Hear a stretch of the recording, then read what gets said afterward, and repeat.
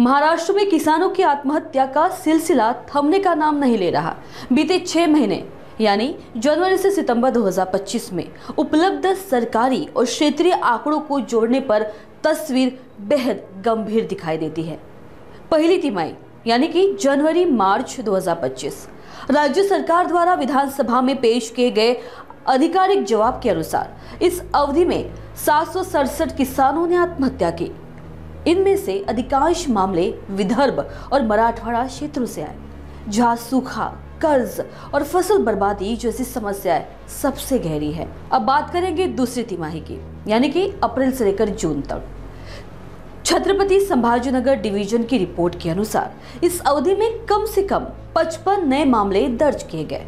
वहीं मराठवाड़ा क्षेत्र के 8 जिलों में जनवरी से जून तक 520 किसानों की आत्महत्या का आधिकारिक रिकॉर्ड सामने आया।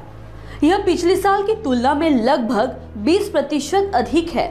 जिला स्तर की स्थिति का अगर जायजा लिया जाए तो सिर्फ यवतमाल जिले में ही बीते 6 महीनों में 174 किसानों की आत्महत्या दर्ज की गई है।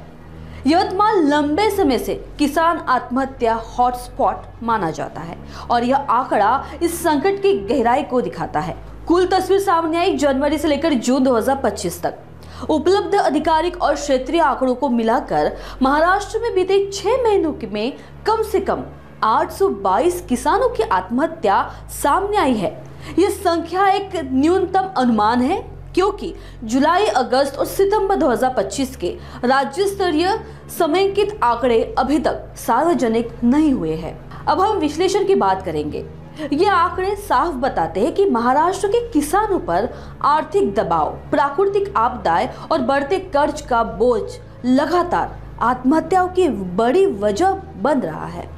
सरकार की ओर से कर्ज माफी, बीमा योजनाएं और राहत पैकेज तो है, लेकिन जमीनी स्तर पर उनकी पहुंच और प्रभाव सीमित नजर आ रहा है। विशेषज्ञ मानते हैं कि समस्या के हल के लिए तात्कालिक राहत के साथ साथ कृषि क्षेत्र में स्थायी सुधार, लागत कम करने और बाजार की सुरक्षा सुनिश्चित करने की आवश्यकता है।